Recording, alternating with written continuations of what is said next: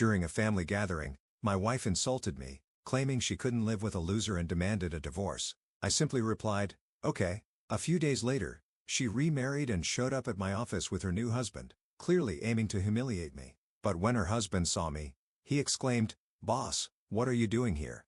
I'm a 45-year-old average office worker.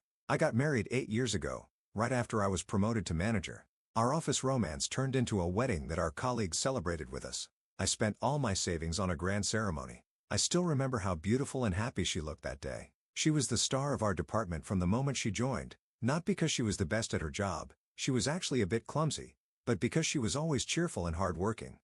I admired her from a distance, never imagining she'd notice me. Working together on a project brought us closer.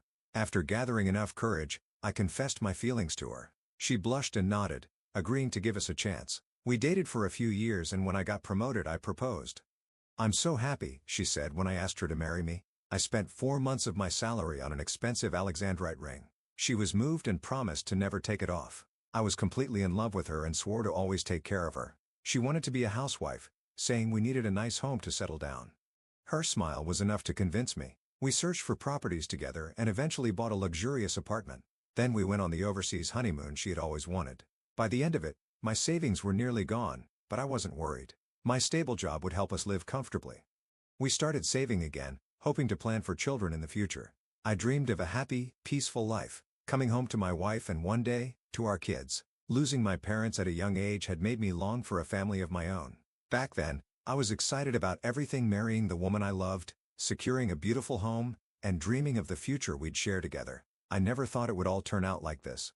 I never thought things would end up like this. The dream of a happy family life was completely broken just a few years after our marriage. Camille was a stunning woman, glamorous and full of charm. She loved dressing in flashy outfits, and walking beside her made me proud. But that feeling didn't last long. It faded as soon as the honeymoon phase and early days of our marriage were over. At first, even the smallest gifts would make her happy. But after 8 years, she changed completely. She used to greet me warmly when I came home. But now I often return to a dark, silent house with the door locked. The messy living room only made me feel worse. Reluctantly, I would tidy up a bit, change out of my suit, and head to the kitchen. The kitchen was always spotless because no one used it. Of course, there were no meals prepared. When I opened the fridge, I saw it was full of beer and barely any real food. I had no choice but to grab one of the instant noodles I had stocked up on and boil water in the kettle. I don't drink, so the beer was all Camille's. She used to try cooking, even though she wasn't very good at it. Back then I found her efforts adorable. But over time, she lost interest in cooking altogether and suggested we eat out instead. With both of us working, I thought it was reasonable and agreed. However, Camille wasn't happy with eating at simple family restaurants or diners nearby. She always pushed for more expensive places. When I told her we couldn't afford to dine at fancy restaurants every night, she looked at me with a hardened expression. "Why don't you have the means?" she asked coldly. If she didn't want to cook, I would have been fine with supermarket deli food or simple meals at family restaurants. But she demanded upscale places, restaurants we used to visit only for special occasions. I simply didn't earn enough for that kind of lifestyle. Was I really so lacking? I thought I made enough for a modestly comfortable life, but since we got married, her demands and spending kept increasing. Tonight, she was probably out having fun again. Frustrated by her absence, I went to bed, exhausted. She came home just before I had to leave for work the next morning. Her late nights became a regular thing. She'd leave the house dressed up and return just as I was heading out. She brushed past me without a word, muttering, "Move, you're in the way." I couldn't bring myself to say anything. I just sighed and quietly said, "I'm off," but she didn't respond. Then one day, I was shocked to find a credit card bill that would change everything. I didn't recognize the bill. It was for several $1,000. It turned out Camille had likely opened the credit card in my name without telling me. Frustrated, I called the credit card company to report the unauthorized charges, but because we were married, they said there was nothing they could do to reduce the charges. All I could do was block the card to prevent further use. When I looked at the detailed charges, I noticed a lot of money had been spent at the same store. Worried about what might be happening, I decided to hire a lawyer and a private investigator to find out the truth. What they uncovered was shocking. Camille had been spending her nights at nightclubs and showering money on her favorite dancer. I couldn't believe it. The money I worked so hard for, the money I thought was supporting our life together, was being wasted on another man. I couldn't ignore this any longer. I took some time off work and waited at home for Camille to come back. It was time to face the truth I'd been avoiding. Camille woke up past noon and seemed annoyed to see me there. She frowned. "Why are you here? It's my house. Why wouldn't I be here?" I replied calmly. She sneered. "Oh, the house is mine now. I changed the deed. Didn't I tell you?" Her laughter had none of the warmth I once loved. It was cold and cruel, coming from a completely different person than the one I had married. "I want to talk. Can you sit down?" I said. "Now you want to talk? Fine. I guess I can listen," she replied, sitting across from me with obvious reluctance. "You opened credit cards in my name without telling me. How much did you spend?" I asked. "I don't remember," she said carelessly. "I threw them away once they were blocked." She spoke as if it was no big deal, like throwing out trash. "And the nightclub visits?" I pressed. "Oh, you finally noticed?" she said with a smirk. "I've been going since before we got married." "What do you mean?" I asked, confused. She seemed amused by my reaction. "Oh, he's a dancer. He became one on his own, which annoyed me, so I started dating you instead." I was stunned. She continued, her words cutting deeper. "You were boring but you were good at spending money, so I thought it was fine." Then, as if it were the most normal thing in the world, she began talking about Nick as though she were a love-struck teenager. "But Nick came back to me. He's aiming to be the top dancer now, and his salary is amazing." I couldn't believe what I was hearing. She talked about Nick like I didn't exist, completely ignoring my feelings. "So, I thought I'd help him reach the top. That takes money, you know." "It can't be helped," she said casually. "Don't tell me you sold this house too?" I asked, horrified. "Of course not. I'm planning to live here with Nick soon," she replied, as if that was a perfectly reasonable thing to say. Her words left me utterly confused. "What are you talking about? I've already changed the deed. I want to live here with Nick." "You're in the way. You're off work today, right? Pack your things and leave," she said coldly. Then, without another word, she went back to the bedroom, leaving me sitting there, stunned and in complete disbelief. I couldn't think straight anymore.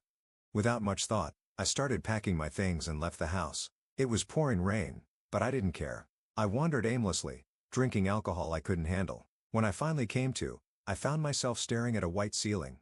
Erica hurried over as I woke up.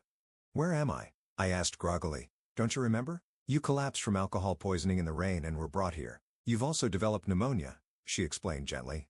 I felt terrible hearing this. Apparently, I had drunk so much that I blacked out and collapsed on the street. Being soaked in the rain had caused pneumonia. "You've been asleep for 5 days, Erica added. 5 days? "Yes. Your workplace even called a few times," she said. "The stress must have finally caught up with me." "Oh, it looks like you have visitors," Erica said before stepping aside. To my surprise, Camille walked in with a man I didn't recognize. He was well dressed, with blonde hair and a flashy suit. I guessed he was the dancer Camille had mentioned before. "Look who's alive," Camille said with a mocking smile.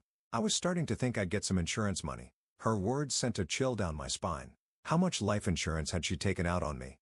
"Oh, and by the way, I threw away all the stuff you left in the room," she added casually. "I didn't have much to begin with, so it didn't matter anymore. The few things I had taken with me were enough." Then she pulled out a document. "Sign this," she said, holding out divorce papers she had already signed herself. Laughing in a high-pitched voice, she added, "Goodbye, loser, I'll be demanding alimony too." I didn't have the energy to argue. Feeling completely drained, I signed the papers and handed them back to her. Camille's face lit up with satisfaction as she took the documents and left with her lover. At that moment, I didn't care about anything anymore. I collapsed back onto the bed and fell asleep. In the days that followed, 2 unexpected visitors came to see me. The first was a police officer. "Do you remember if anyone pushed you?" he asked. I shook my head, confused.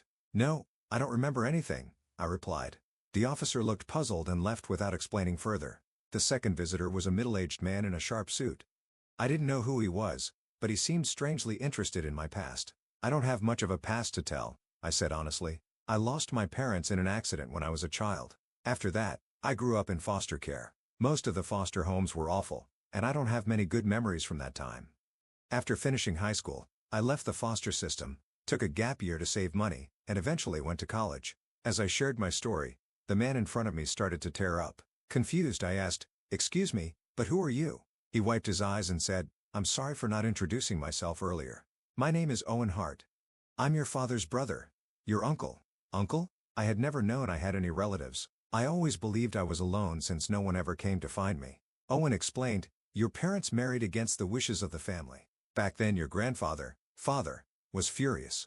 He completely disowned your parents, even removing your father from the family registry. But as time passed, Your grandfather's anger faded. One day he received a letter and a photo from your father. The letter said, "You have a grandson." That made him want to reconcile with your parents.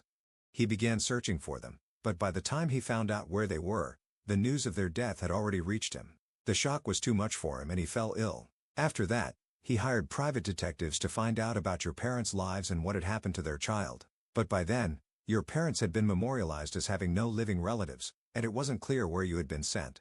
When your name recently came up in our detective agency records, I thought it might be you and had them investigate further. That's how I found you. So, you really are my uncle? I asked, still trying to process everything. Yes, that's right. You've been through so much, he said with a kind voice. From now on, we'll be here to support you. Hearing those words made me want to cry. I had been alone for so long, struggling through everything on my own. It was the first time someone had told me I didn't have to carry the burden alone. I opened up to him, sharing everything about my life, from my marriage to Camille and her betrayal to the debts I was left with after losing the apartment I worked so hard to buy. I told him how Camille had used me for money from the beginning, treating me as nothing more than a source of income.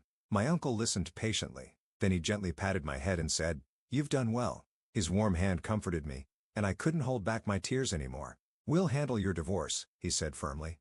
"But as much as this is Camille's fault, she's also quite unlucky." "Unlucky? What do you mean?" I asked, confused. "You see, your father had an inheritance. And now it's yours. Let's start the inheritance process," he explained. I was stunned. An inheritance? My father? I never imagined he had any wealth. "How much are we talking about?" I asked, unsure what to expect. My uncle revealed the amount, and I was speechless. "Roughly $500 million, he said.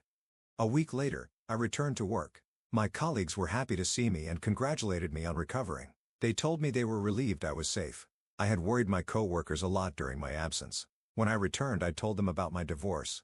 Their reactions were hard to describe, pity mixed with something unspoken. It made me wonder if they already knew the truth about Camille's behavior. Apparently, rumors about her had spread after our marriage. Everyone had been kind enough not to tell me, but I learned that Camille had been flirting with other male colleagues even while we were married.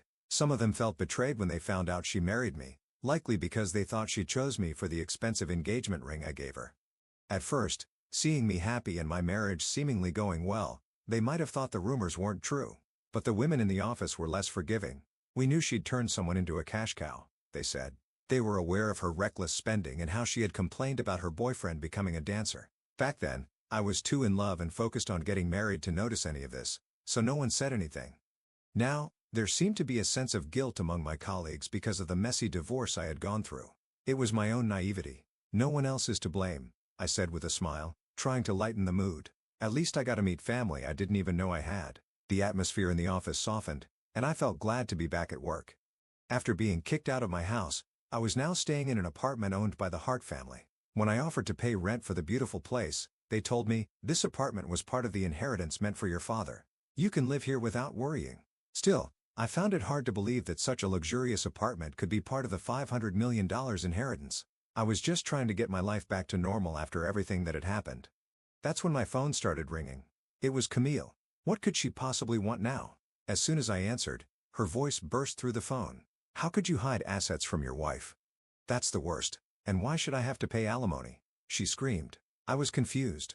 "What are you talking about?" I asked. "The divorce? You should have just quietly paid the alimony. Why did you start a lawsuit?" she yelled.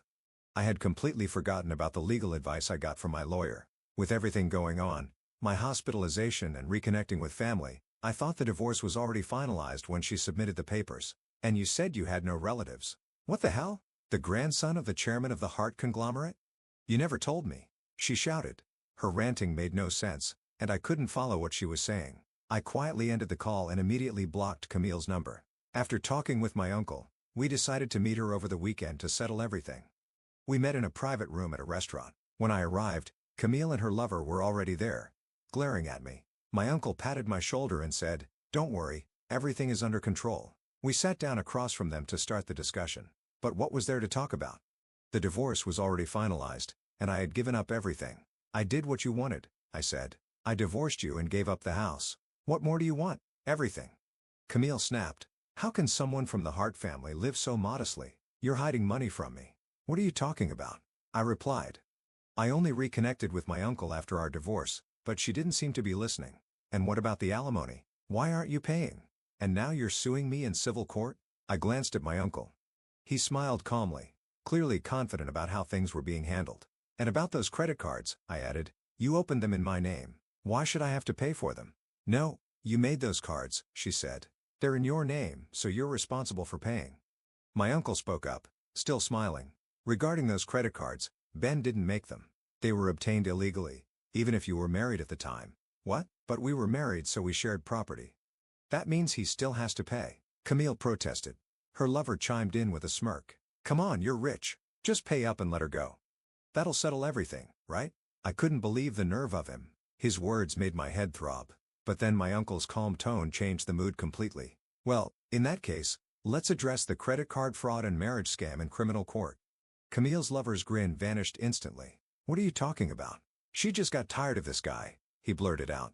That doesn't change the fact, my uncle continued firmly, that under the law here, having an affair doesn't mean you avoid paying alimony. And while we might agree to a fair settlement for the divorce, we can't overlook the insurance fraud.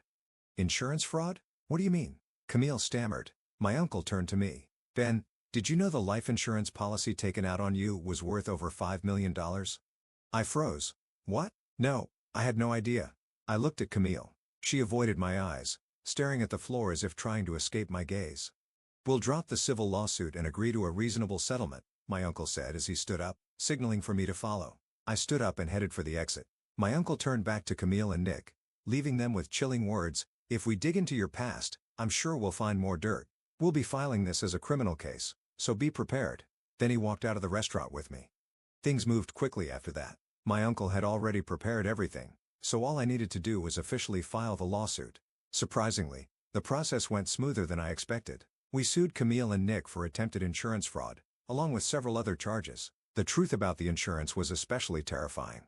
On the night I was kicked out in the heavy rain, Nick had apparently been following me. Although I had no memory of it, it turned out he pushed me down some stairs in a back alley and left after making sure I was unconscious. Doctors later told me that I might not have survived if I hadn't been found in time. The early call to the ambulance was thanks to a Hart family detective who had been keeping an eye on me. The detective gathered clear evidence of Camille's infidelity and investigated Nick's actions. The documents collected by the Hart family also revealed Camille's attempts to work with a court official to take over ownership of the house, as well as their detailed plans for insurance fraud.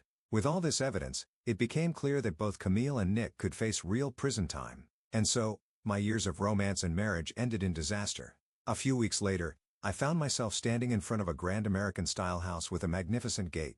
Inside, I finally met my grandfather Olivier Hart, a well-known investor. It was hard to believe that this man was my grandfather.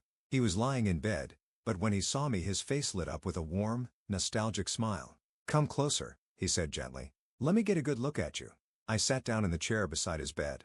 I owe your parents an apology, he said, his voice heavy with regret. If I hadn't opposed their marriage, they might still be with us today. Hearing the sadness in his voice made me realize how much my father had been loved. My parents seemed happy, I said softly.